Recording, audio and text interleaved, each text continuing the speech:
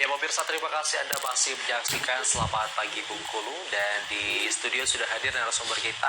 Dan inilah narasumber kita pemirsa di samping saya.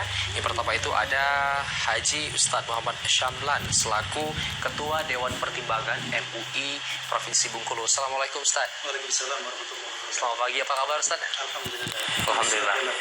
Alhamdulillah. Sudah sarapan Ustadz ya? Alhamdulillah baik. Nah, dari samping Ustadz pemirsa juga hadir Bapak Effendi MS selaku Ketua Badan Musyawarah Adat Provinsi Bengkulu. Selamat pagi Bapak. Selamat pagi. Assalamualaikum. Waalaikumsalam warahmatullahi wabarakatuh. Sudah sarapan mestinya Pak ya? Alhamdulillah. Jaga fisik. Baik. Harus menjaga fisik. Dan kita lihat pemirsa, memang Pak Fendi ini masih menggunakan masker nih pemirsa ya, sebagai salah satu perlindungan penyebaran daripada virus COVID-19 ini. Dan memang di sini mungkin kita biasa pakai di luar jasad ya, masker kita di luar aja berarti ya. Oke, baik pemirsa, dan seperti yang saya jelaskan tadi, kita akan berbincang dengan narasumber kita terkait memang wabah virus yang marak saat ini, dan ini secara global pemirsa. Dan kita melihat tadi secara global jumlah yang positif kasus positif corona ini mencapai 938 ribuan, dan di Indonesia sendiri mencapai 1.700. Nah, yang pertama kita ke Ustadz Syamlan dulu nih. Bagaimana pandangan Ustadz terhadap wabah ini yang sangat marak terjadi saat ini? Kita sampaikan dulu salam kepada seluruh pemirsa, masyarakat khususnya Provinsi Bengkulu di sana kita semua. Waalaikumsalam warahmatullahi. Alhamdulillahirabbil alamin. Wassalamu ala asyrofil anbiya'i wal mursalin nabiyina Muhammadin wa ala alihi wa ashabihi ajmain. Saya ingin terlebih dahulu menyampaikan kabar gembira, karena sesungguhnya Nabi Muhammad SAW itu bersabda, basyiru wala tunaffiru, beri kabar gembira, jangan membuat orang itu lari dan ketakutan. Yassiru wala tu'assiru, permudah, jangan persulit. Mengapa? Karena sesungguhnya manusia itu diciptakan oleh Allah Subhanahu wa taala, diberikan kemuliaan dan lebih dari semua makhluk yang Allah ciptakan. Misalnya Allah sebutkan dalam surat Al-Isra ayat 70. Ayat ini populer. Walaqad karramna bani Adam wa hamalna fil barri wal bahri. Sungguh telah kami muliakan manusia itu di daratan dan di lautan, dan kami berikan manusia itu untuk bisa berlayar di daratan dan di lautan, dan kami unggulkan manusia itu di atas kebanyakan makhluk yang kami ciptakan dengan ketinggalan yang sangat nyata. Jadi apa artinya? Sebagai manusia, tentu saja terlebih kita semuanya yang beriman, mari kita lihat musibah ini dengan sudut pandang iman. Kalau kita melihat dengan sudut pandang iman, kita sebagai manusia itu dimuliakan oleh Allah Subhanahu wa taala, maka sebenarnya manusia itu tidak akan kalah dengan makhluk-makhluk yang lainnya. Jangankan virus, malaikat saja itu Allah perintahkan sujud kepada manusia. Gitu. Sampai malaikat. Apa artinya? Manusia ini memang betul-betul sangat mulia, diutamakan oleh Allah Subhanahu wa taala. Oleh karena itu, memandang wabah ini sekali lagi, mari kita lihat dari sudut keimanan. Gampang sebenarnya. Dalam kehidupan ini memang pasti ada suka, ada duka. Ada sehat, ada sakit. Itu biasa, bagian daripada ujian kehidupan. Dan silakan untuk dilihat, Allah selalu mengingatkan kepada kita, fabi ayyi ala'i rabbikuma tukadziban. Berapa nikmat Tuhan yang kalian dustakan, apalagi nikmat Tuhan, nikmat Allah yang kalian dustakan. Apa artinya? Ketika kita melihat ada musibah, ada kesulitan, lihatlah juga kemudahan, lihatlah nikmat. Apa kalian bisa menghitung nikmat Allah? Ketika ada musibah ini kan musibah corona ini. Coba lihat nikmat Allah yang lain. Kalian bisa menghitung ini kan musibah. Kalian masih bisa kan menghitung yang meninggal ini, masih bisa kan? Baik. Tapi hitung yang hidup. Ya kan? Hitung yang sehat. Hitung yang pagi hari ini, alhamdulillah masyarakat kita masih ada yang ke sawah, ada yang ke pasar, ada yang minum teh, ada yang minum kopi. Nikmat semuanya. Dan saya melihat kalian semuanya di sini alhamdulillah. Ya kan? Sehat walafiat. Ya, di sini. Maka lihatlah yang sehat. Dan oleh karena itu maka saya mengajak semua masyarakat Provinsi Bengkulu khususnya dan semuanya, para pemirsa dimanapun juga berada, mari kita tetap bersyukur kepada Allah Subhanahu wa Ta'ala. Lihatlah nikmat-nikmat Allah yang lainnya. Jangan panik. Gitu. Karena kita sebagai orang yang beriman itu gampang. Alladzina idza asabatuhum musibah qalu inna lillahi wa inna ilaihi raji'un. Dan disebutkan wabasyiris sabirin, berilah kabar gembira bagi orang-orang yang sabar. Yang sabar. Karena insya Allah musibah itu berlalu, akan berganti. Kehidupan begitu, ada yang sehat, ada yang sakit. Yang sakit insya Allah sembuh. Insya Allah sembuh. Yang hari ini andaikan ada yang kira-kira sudah dinyatakan terpapar dan positif, tetap berbahagialah. Insya Allah sembuh. Saya ingin menyampaikan siapa yang sudah disampaikan terpapar, pegawai bank, Herianto atau siapa itu, silakan kabar gembira. Insya Allah sembuh. Ya kan? Saya tempoh hari juga ketika mendengar ada Pak Menteri yang terpapar itu juga wali kota Bogor, saya sampaikan insya Allah sembuh. Nah, itu. Dan terbukti alhamdulillah.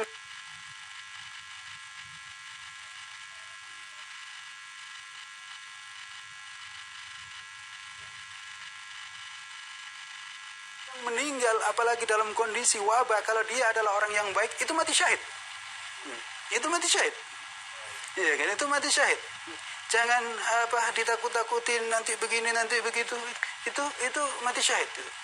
Ya, meskipun demikian tentu saja. Jadi kita artinya tetap optimis, bersabar, tetap melihat peluang-peluang dan kenyataan nikmat-nikmat Allah Subhanahu wa Ta'ala yang banyak. Lalu kemudian ayolah sekarang kita waspada. Gitu. Waspada. Mari pola hidup makan kita perbaiki, ya kan? Karena sebenarnya semua itu diciptakan oleh Allah bagus. Bagus, gitu. Virus itu ada gunanya loh, gitu. Ada gunanya, itu semuanya itu ada gunanya asal manusia itu bersikap dengan baik. Misalnya ya, harimau itu katanya menakutkan. Tidak. Asal manusia tidak mengacaukannya, gitu. Harimau itu sebenarnya takut dengan manusia. Silakan harimau itu berani nggak ke kota? Nggak berani dia. Gitu. Nggak berani dia itu. Tapi jangan coba-coba memang diganggu dia. Hutan dirusak dan seterusnya. Maka dia akan ngamuk. Gitu. Apa artinya? Selama manusia itu, maka disebutkan di ayat tadi itu, jadi manusia itu diberikan oleh Allah rezeki yang baik. Asal rezeki yang baik itu yang diambil, maka insya Allah semua makhluk-makhluk yang lain gak ngamuk itu. Gitu. Nah ini kenapa kok ada makhluk yang ngamuk ini? Kenapa ini? Maka ayo kita introspeksi. Jangan-jangan kita yang salah makan, salah menjaga kebersihan, salah berhubungan. Sebelumnya asal saja cipiku nggak tahu aturan, istri orang diciumin juga dan seterusnya. Maka sekarang kita dikasih pelajaran sampai dengan istri sendiri nggak boleh sentuhan. Ya misalnya kan, maka mari kita introspeksi, kita perbaikin pola hidup kita sehingga insya Allah Subhanahu Wa Taala angkat wabah ini. Maka mohon maaf, saya kurang setuju dengan tema ini ya. Kita membasmi, tidak, kita nggak bisa. Kita ini manusia lemah. Kita minta kepada Allah Subhanahu Wa Taala untuk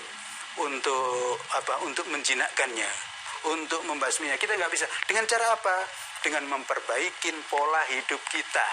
Dalam hidup ini tidak akan ada makhluk-makhluk lain itu ngamuk kalau pola hidup kita itu benar, sesuai dengan tuntunan Allah Subhanahu Wa Taala. Begitu. Kalau dilanjut nanti nggak kebagian boleh. Silakan.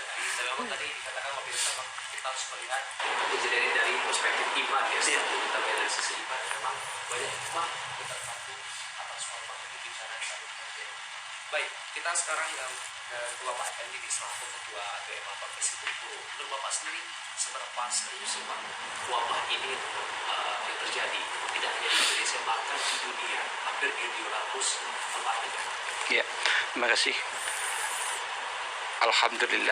Alhamdulillahirrabbilalamin. Assalatu wassalamu ala asrafil anbiya'i wal mursalin wa ala alihi wa sahbihi rasulillah ajma'in. Wa tawassaw bil haq wa tawassaw bis sabr. Sesungguhnya apa yang dilakukan kita sekarang ini adalah dalam rangka berwatawassaw bil haq dan watawassaw bis sabr. Dari sisi masyarakat, bahwa ini sebenarnya adalah musibah yang sangat mengerikan, musibah yang sangat menakutkan bagi masyarakat. Karena itu apa yang disampaikan oleh Pak Ustadz Samlan tadi, bahwa bagaimana kita mensyukuri yang sudah diberi Allah itu, dan bagaimana kita menganggap bahwa di balik ini nanti ada hikmahnya. Nah, saya sebagai ketua Badan Musyawarah Adat, kalau menilik daripada angka kesakitan sekarang ini bukan akibat penyakit menular yang tinggi ya, tapi disebabkan oleh, kalau di Indonesia datanya itu sudah hampir 60% itu akibat dari psikis, rohaninya.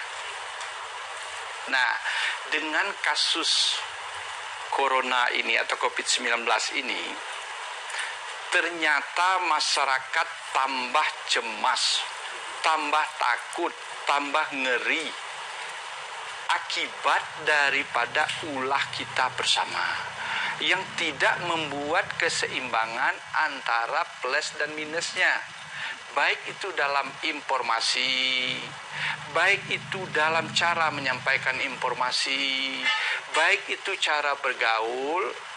Itulah yang harus kita memperbaikinya dalam menghadapi corona ini.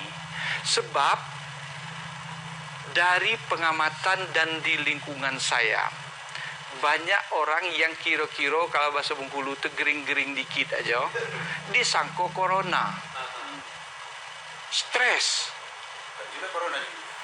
Yang jadi masalah kini adalah informasi yang ada di media-media, termasuk media sosial terutama kok, terlampau gencar mengungkapkan hal yang banyak ke arah mencemaskan dan menakutkan, mengerikan apalagi.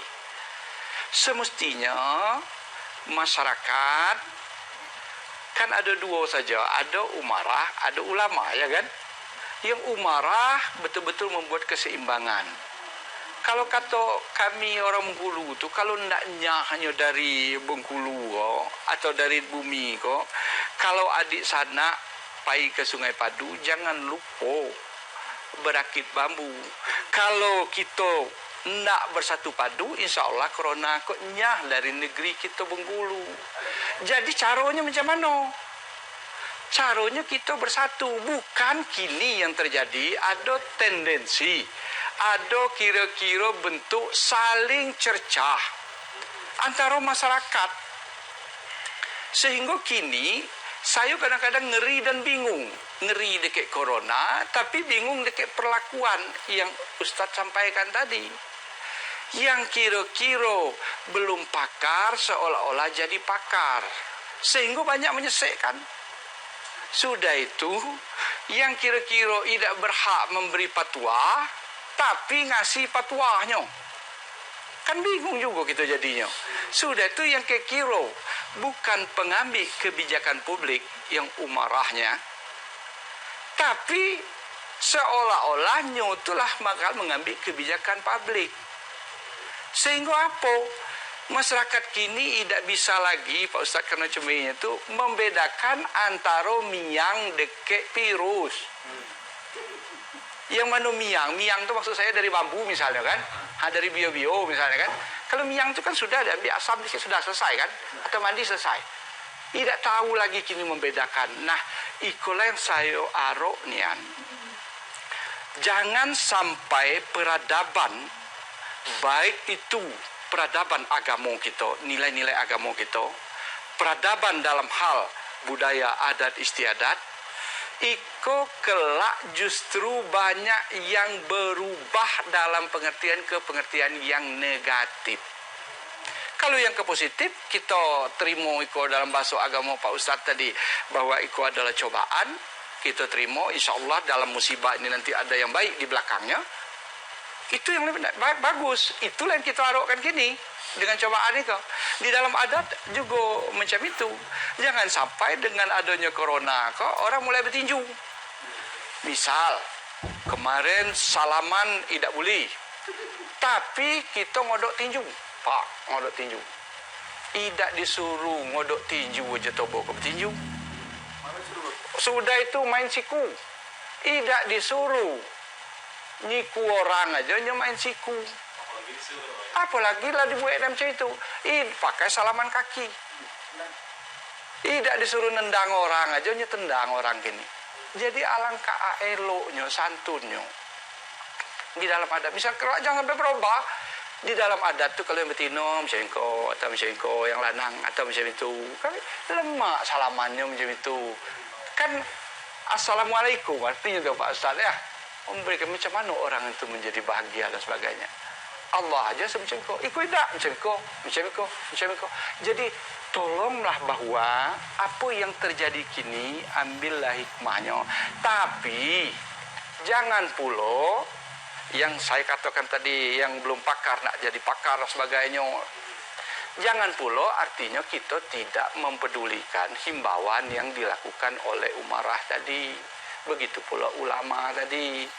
Kan sudah himbauan, sudah diungkapkan mulai dari pemerintah pusat, pemerintah daerah, maklumatnya sudah ada, Kapolri sudah ada. Nah saya menghimbau kepada masyarakat adat, saya tengok data di Bengkulu dari Depak kemarin ada 1.100-an lebih yang nak nikah. Kalau kecil orang Bengkulu, kerja elok itu dipercepat. Kerja yang bakal menimbulkan yang buruk diperlambat, mana mandang ada yang elok.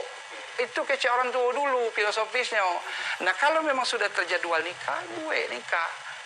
Cuma aturan-aturan protap kesehatan yang disepakati dunia, bukan Bengkulu aja yang disepakatinya itu dipedomani. Jangan raminian. Misalnya, saya menghimbau sewaktu majelis akad nikah yang penting betul macam mana khutbah nikah itu syaratnya itu terpenuhi. Jangan sampai kelak tidak terpenuhi. Kemudian kalau yang membawa tadi ketua adat, tidak perlulah melamu. Kondisinya macam ikut kini, 5 menit jadilah. Jadi artinya apa? Kita harus bisa menerima, mematuhi apa yang diungkapkan oleh umarah, apa yang diungkapkan oleh ulama. Kita masyarakat penurut, basuh asam lanku manut gitu. Cuma jangan pula yang kelas menengah atau elit-elit, katakanlah elit, yang membawa ke kiri ke kanan, nyo becekak sesama nyo gini kok. Seolah-olah nyo pakar, seolah-olah nyo ko adalah orang yang berhak memberikan katakanlah fatwa, seolah-olah nyo ko adalah orang yang bisa mengambil kebijakan. Jadi sakitnya manusia kita di Indonesia aku kini, sebelum ada virus ke saja hampir 60% itu akibat daripada psikis. Apalagi kini dengan media yang dibuat sedemikian rupa. Jadi saya aroknian kepada kita bersama, kami sepakat dengan Ustaz Somlan ini bahwa kita itu jago keseimbangan, sunatullah kan keseimbangan itu.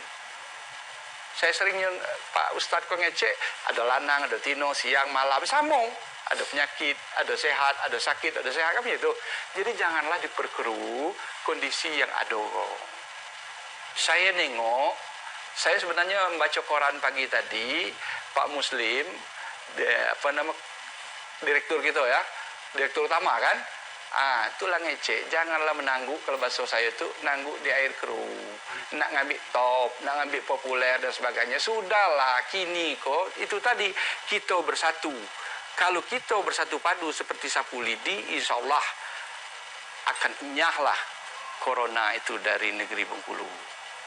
Itulah kira-kira. Jadi memang menurut saya kita harus memperhatikan ini bahwasanya ada keseimbangan ya Pak ya yang terjadi di Indonesia saling bahkan dunia, dan kita melihat memang banyak dampak baik juga ya Pak yang biasanya bersentuhan bukan dengan laki-laki perempuan, dengan adanya virus ini itu malah terbatas nih Pak Ustadz ya, sehingga tidak ada lagi persatuan antara perempuan dan laki-laki yang bukan mahramnya. Baik pemirsa, ini menarik, akan kita gali lagi informasi dan masih ada pertanyaan nih untuk Ustadz dan juga Bapak, tapi kita harus jeda sejenak, jadi jangan kemana-mana, tetap bersama kita di Selamat Pagi Bengkulu.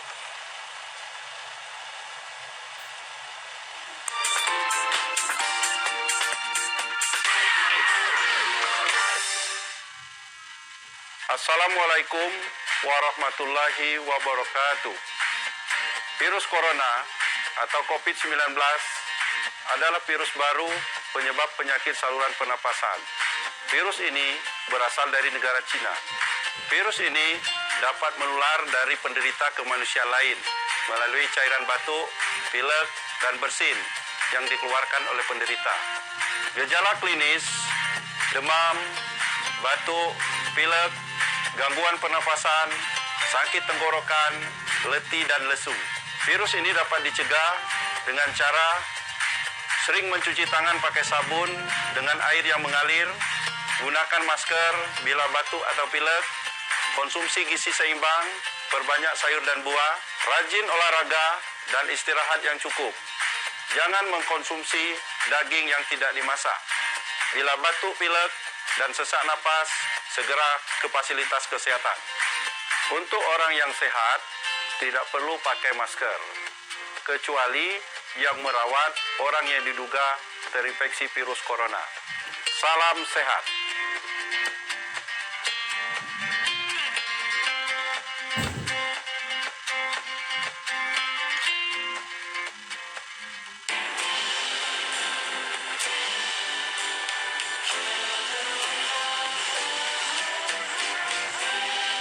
Wow, lucu juga. Dia lagi. Oh, instruktur. Oh, dia chef. Besok mampir ah. Gimana ya biar bisa kenalan? Ya, dia nggak ada. Loh, kok nggak ada? Aduh. 1, 2. Harusnya dari awal gue ajak kenalan. Hah? Ini kesempatan gue. Ya.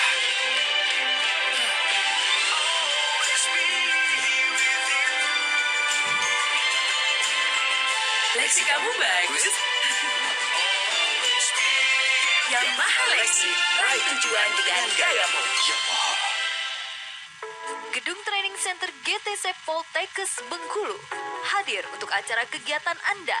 Tersedia tempat aula atau ruang meeting yang lengkap dengan fasilitas meetingnya dengan kapasitas 300 orang dan berbagai tata ruang yang terdiri dari teater, classroom, dan USEP untuk seminar, meeting, ulang tahun, arisan, dan lain-lain. Bisa digunakan untuk umum, serta fasilitas pendukung lainnya, lift, skylock, restoran untuk breakfast, serta penginapan dari beberapa macam tipe superior 42 room, deluxe 8 room, dan 4 family room, dan tempat santai di Sky Lounge yang tempatnya ada di lantai 5. Apapun acara kegiatan Anda, GTC solusinya.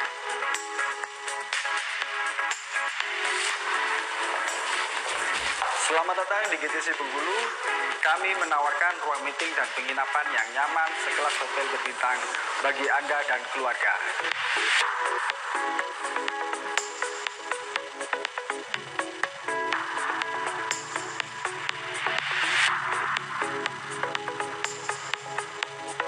GTC Bengkulu, solusi acara kegiatan Anda.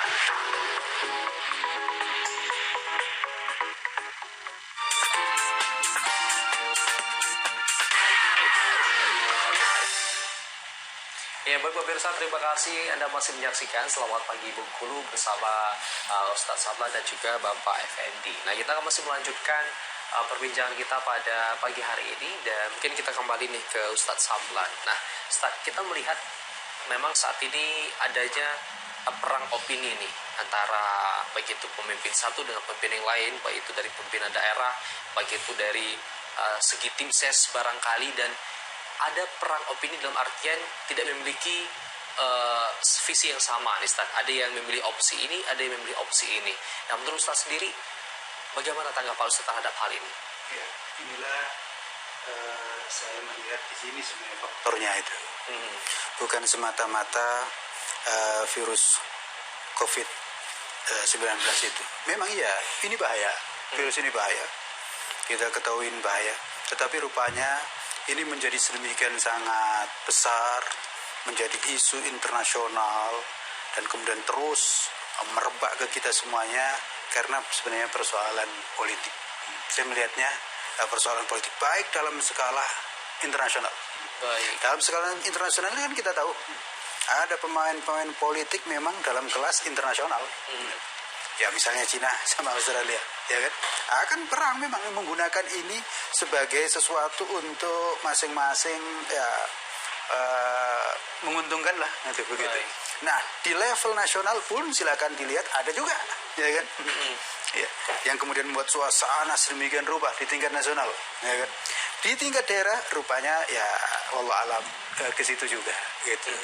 Dan oleh karena itulah mohon maaf semuanya semua pihak elit politik dan termasuk mohon maaf di kalangan Ustadz. Di kalangan Ustadz ini kan Ustadz ini juga banyak juga kan golongan-golongannya itu banyak juga itu. Dan mohon maaf mungkin juga di kalangan para Akademisi, masyarakat. kemudian di kalangan medis, ya kan. Ini ada juga. Karena itu mohon maaf dengan segala ya hormat lah gitu. Kita ajak, ayolah kita kembali kepada Allah Subhanahu wa Ta'ala. Ini satu-satunya solusi. Jangan sampai kayak tadi mengambil keuntungan di air keruh, menangguk di ikan di air keruh. menangguk ikan di air keruh, jangan gitu. Kalau itu kita dapatkan, maka itu tidak akan memberikan keuntungan, gitu. Marilah ini kita lihat dengan perspektif keimanan dan juga ilmu yang lurus. Jangan sampai ada yang mengambil ini sebagai manfaat untuk ngambil panggung, gitu. Janganlah, masih banyak panggung-panggung halal yang lainnya, gitu. Jadi jangan sampai justru ini memperkeruh persoalan. Maka saya mengajak para elit politik, ayo tetap seimbang. Itu dia. Para elit politik itu seharusnya tugasnya adalah menenteramkan masyarakat dan memberikan motivasi kepada masyarakat. Jangan sampai menakut-nakutin, gitu. Seharusnya kan begitu. Gitu. Begitu juga saya kira para ulama. Para ulama itu memberikan motivasi, menyemangati, gitu. Tidak malah juga menakut-nakutin, gitu. Ya kan? Begitu juga para akademisi. Saya kira para dokter juga begitu. Kita senang kan kalau ada dokter itu kita berobat itu lalu kemudian dikasih pencerahan, nggak apa-apa Pak, sakit ini gampang, kan enak kan? Rata-rata dokter kan begitu.